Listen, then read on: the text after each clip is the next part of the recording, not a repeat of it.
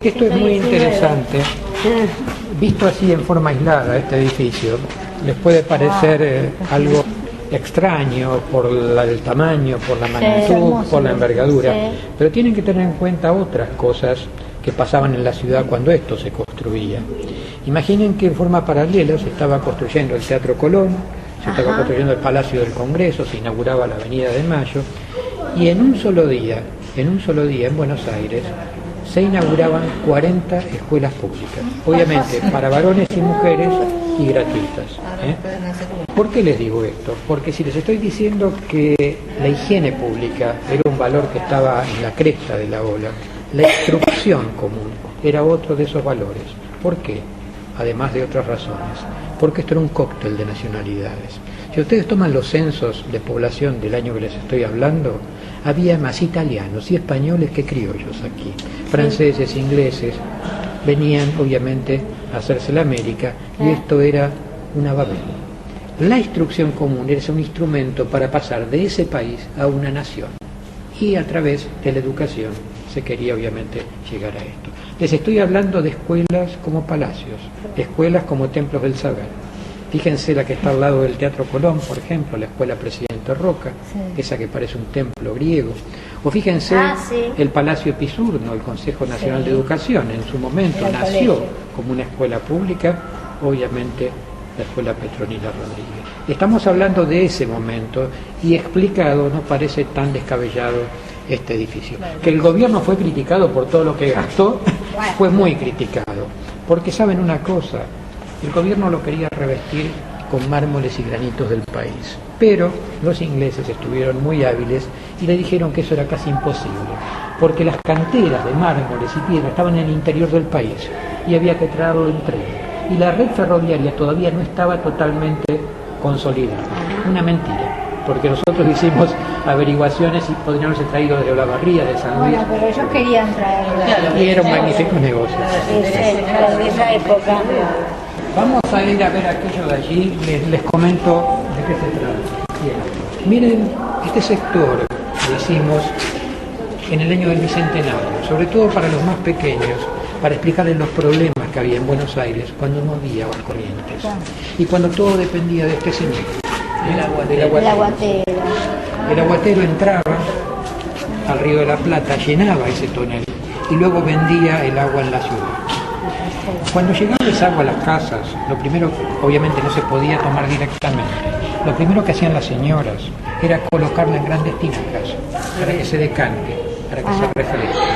Y en muchas casas había filtros de piedra, que eran piedras cóncavas. Como los que se usaban años en el Tigre. Exactamente, sobre armazones de madera. Claro. Que había para las macetas antes. Sí. La Por piedra goteo de iba. arriba, y colocaban una tinajita abajo. Se colocaba el agua en esa piedra, la filtraba, y luego el agua, una vez filtrada, sí se utilizaba para el almuerzo, para la cena. Las familias que tenían más dinero eran las que podían construirse aljibes. El aljibe sí se podía tomar el agua de lluvia. Exactamente. Recoge las aguas que caen sobre las terrazas, sobre los tejados, y por un sistema de cañerías lo lleva hasta un depósito de ladrillo, hasta una cisterna de ladrillo bajo tierra.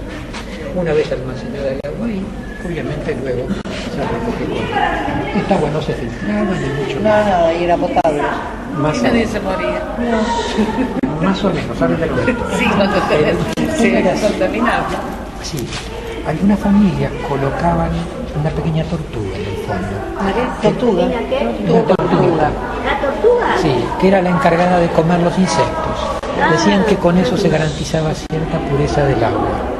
Hay un cuento maravilloso de Mujica Lainez que nos lo hacen leer cuando éramos muy chicos, que se llamaba La misteriosa Buenos Aires, un cuento que está allí, que es El hombrecito del azul. Yo se los recomiendo porque son esas relecturas que habla de este Buenos Aires, de los aljibes, de la epidemia y todo, y cuenta un poco el funcionamiento de estos aljibes, ¿no? Estos, por ejemplo, eran de mármol Carrara, se traían de Italia directamente. En el Museo Histórico Nacional, en la Quinta de Lezama, hay uno bellísimo, que tiene delfines, tiene mucha ornamentación. Era cierto que cuando Buenos Aires, en 1810, en 1820, tenía 40.000, 50.000 habitantes, más o menos esto funcionaba. Cuando empezó a crecer y empezaron a filtrarse las aguas del Taller con los pozos negros, ¿no? Comenzaron las epidemias. Entonces ya allí fue necesario sacar por ley, o sea, obligar por ley a la gente que dejase, de utilizar esto, porque los estudios que se hicieron, exactamente, costó muchísimo, porque incluso los médicos, antes de los descubrimientos de Pasteur, pensaban que las enfermedades no estaban en el agua, que estaban en el aire. Por eso los hospitales, los lazaretos, todos los mandaban lejos, pensando que con eso estaba bien. Y no era así. Cuando Pasteur, con la microbiología, descubrió todo lo que tiene que ver con estas enfermedades, ahí sí comenzaron a implementarse las aguas corrientes. Esto que dice usted respecto de que, en serio, el agua, la gente la tomaba, el agua de río, y incluso hay algunas crónicas, sobre todo de los padres jesuitas que estaban acá a pocas cuadras, que decían que hacía bien al estómago, ¿no? Como que con los efectos que hacen algunos yogur. No digo, claro, pero obviamente eran organismos acostumbrados a esto. Si nosotros tomamos ahora esto, me parece estar caminando por aquí. Eso que usted comenta es cierto. Nosotros no valoramos el hecho de poder tomar agua de la canilla. Exacto. Si usted va a cada una de las capitales latinoamericanas, no se puede. va a ver que no puede. Ahí sí tiene que tomar agua mineral. En cambio, aquí lo puede tomar. Sí. Esa máquina. ¿Por qué? Sí, le iba a explicar. ¿Esa sierra de qué es? ¿Por qué están estas máquinas acá?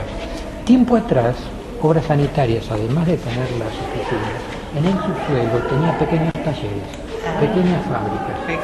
Hacían baldosas para calles.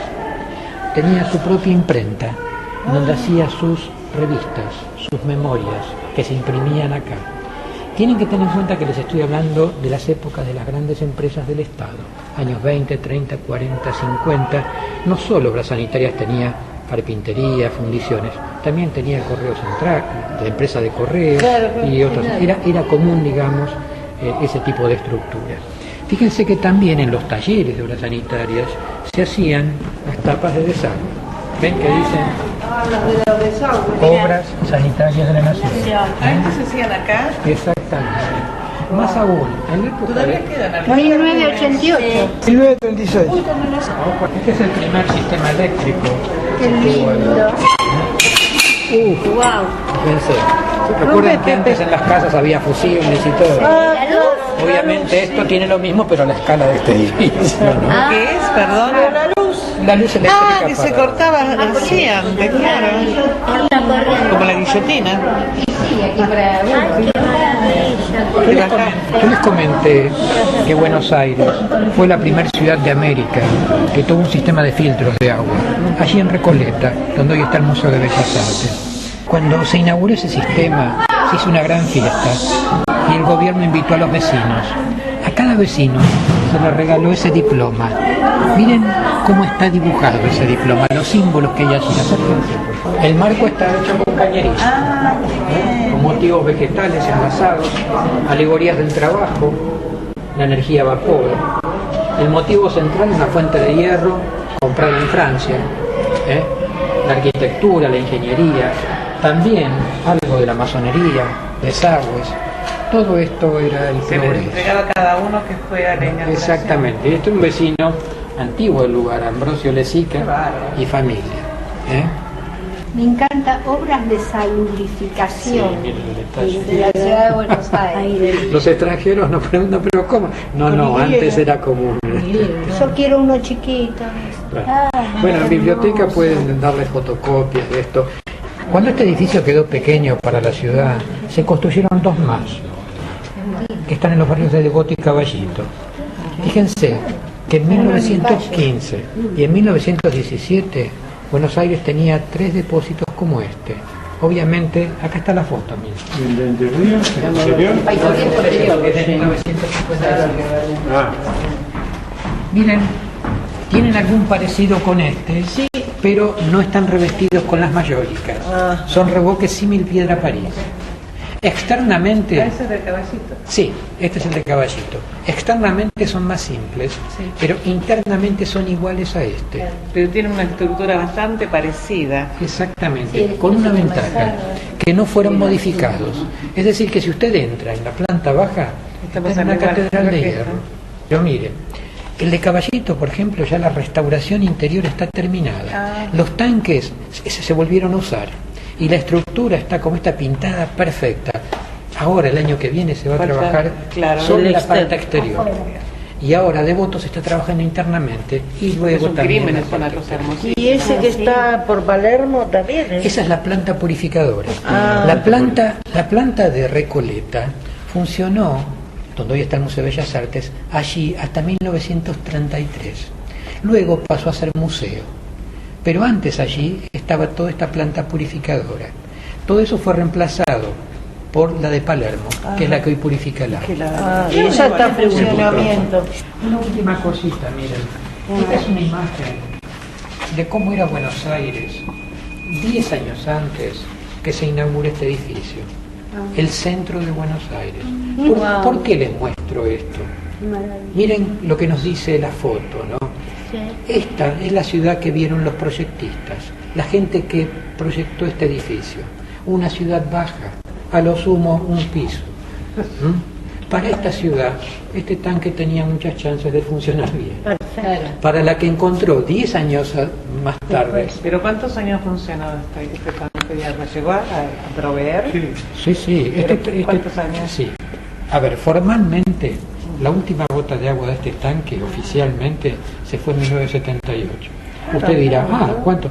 Pero entre nosotros sabemos que este tanque, esto de acá, ya en la década de 1910 y 1920 servía poco y nada. Por eso, exacto, por eso esos dos, miren la distancia que estaban del centro, esos dos, que esos eran los que traían el agua al centro de la ciudad, a los edificios más altos. Porque tenían otro sistema, ya no era por cargar. Pero se hizo un sistema mixto después. El agua en Buenos Aires es la que se purifica acá. Esto lo hablábamos de País. La planta San Martín. El agua se saca del río, se purifica